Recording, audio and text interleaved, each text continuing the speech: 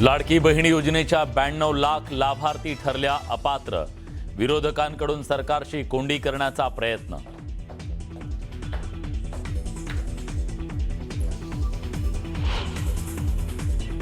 उपलब्ध करा, नाही तर आम्ही 18-19 त्या बूस्टर कंपनीचं कार्यालय जाळून टाकतो, ऑफिस पेटून टाकतो ते. शेतकऱ्यांना दिलेल्या बोगस बियाण्यांवरून आमदार बच्चू कडू आक्रमक. बियाणे कंपनीला दिला थेट इशारा. अशा पद्धतीच्या लोकांकडे लव जिहादचे ब्रँड अँबॅसेडर म्हणून पाहायचं का? आमिर खानच्या तिसऱ्या लग्नावरून नितेश राणेंची टीका. तर राम मंदिरातील दान चोरी हा कुठला जिहाद? आदित्य ठाकरेंचा राणेंना सवाल.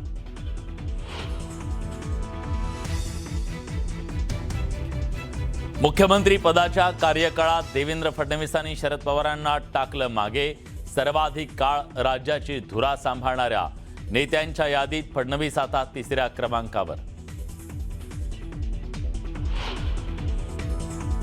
ऑपरेशन 1, 2, 3 वर आम्ही थांबणार नाहीत. ऑपरेशन भरपूर अजून व्हायची.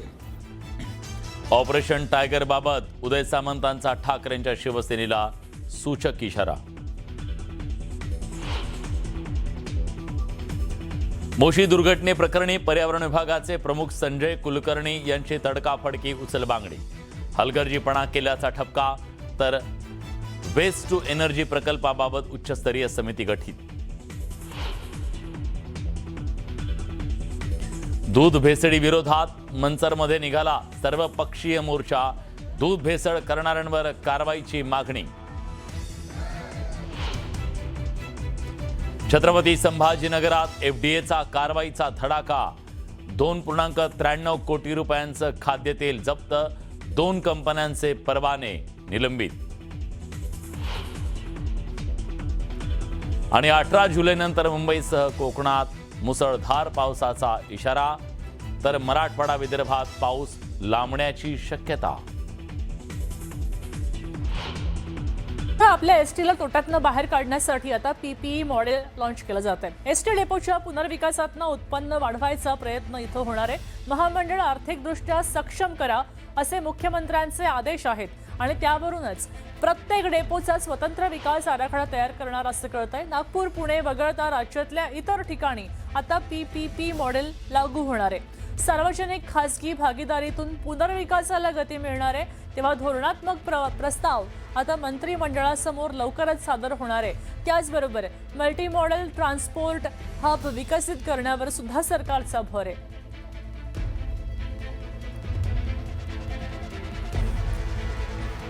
कामगार कायद्यांबद्दलची बातमी आहे. सुधारणा अंतर्गत कामगार हिताला प्राधान्य द्या अशी मागणी कोणी केली आहे? मुख्यमंत्री देवेंद्र फडणवीस. त्यांनी आदेशच दिलेले आहेत.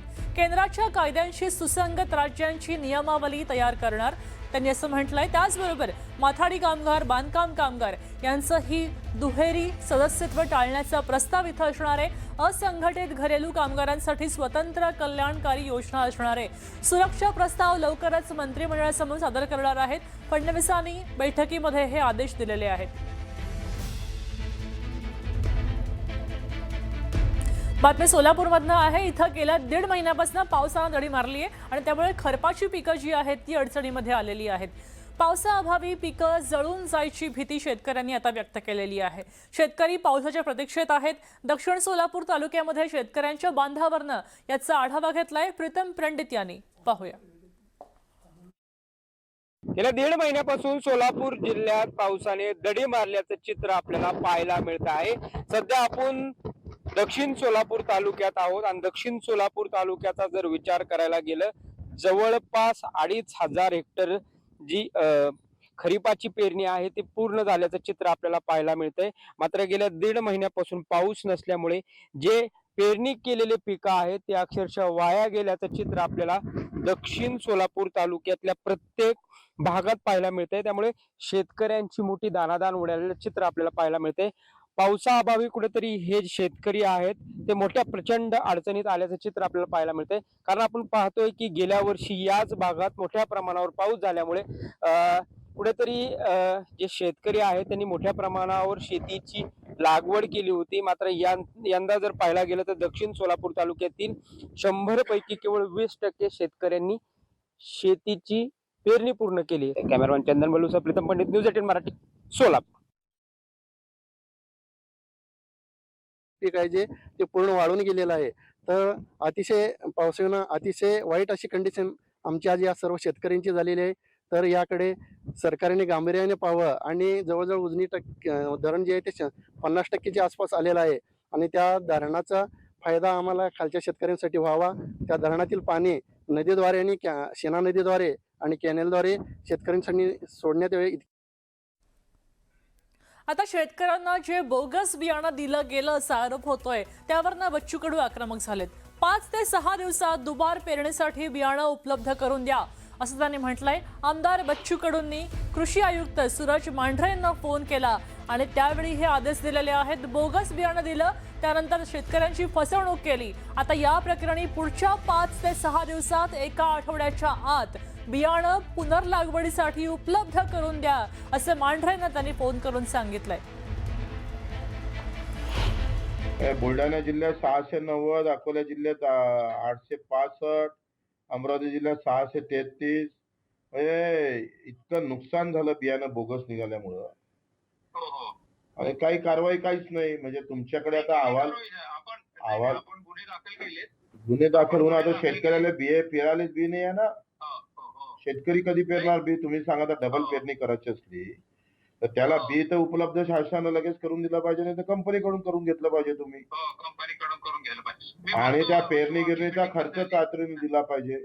खर्च कंपनी दिला पाहिजे. आपण ते नवीन बियाणे कायद्यामध्ये तरतूद पण तशीच करतोय. आता नव्हते, उलट आपण ती फार स्ट्रॉंग करतो. मी बघतो तरी पण. आणि त्याची अनुवांशिक चाचणी केली पाहिजे त्या बियाणाची, ज्याच्याकडे आहे त्याची ते चाचणी जर केली तर लक्षात येणार नाही.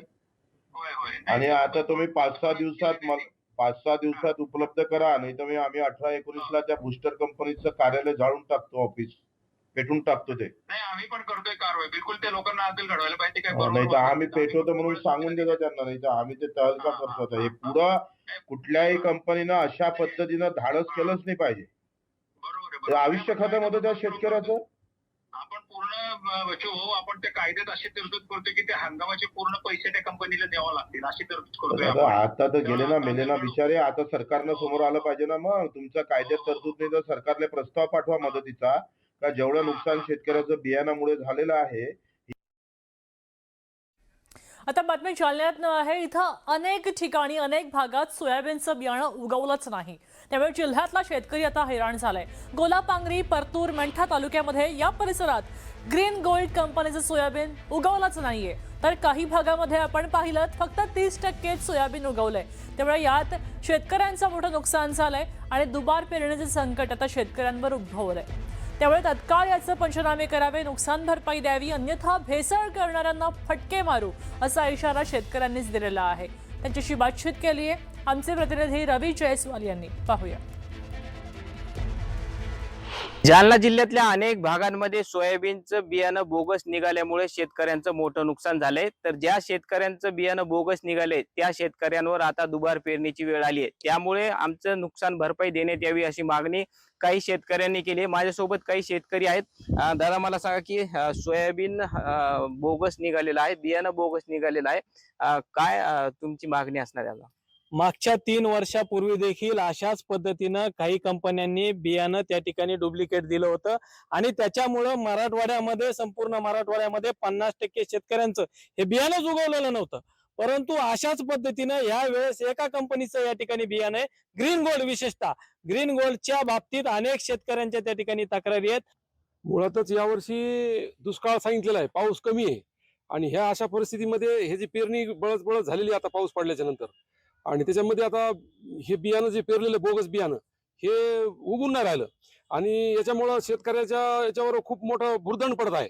आणि म्हणून शासनानं तातडीची मदत, एकदम तातडीची मदत, तात्काळ मदत कशी शेतकऱ्याला मिळेल याची शासनानं काळजी घेतली पाहिजे. बरेच तूट आहे त्या सोयाबीनच्या बियाणांमध्ये, काही भागात उगवलंच नाही. नाही, तूट म्हणायचाच विषय नाही ना. काही जागेवर उगवलत नाही तर तूट म्हणायचा काय विषय.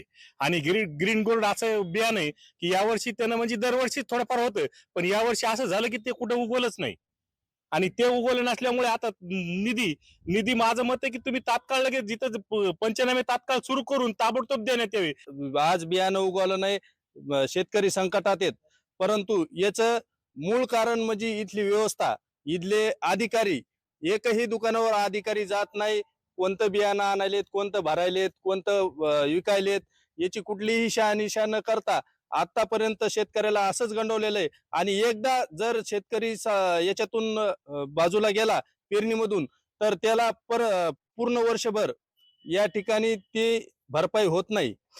ज्या भागांमध्ये या सोयाबीन बोगस निघालेला आहे त्या भागातल्या शेतीचे पंचनामे करून त्यांना तात्काळ मदत करावी अशा पद्धतीची मागणी या सगळ्या शेतकऱ्यांनी केलेली आहे. रवी जयस्वाल, न्यूज 18 मराठी, जालना.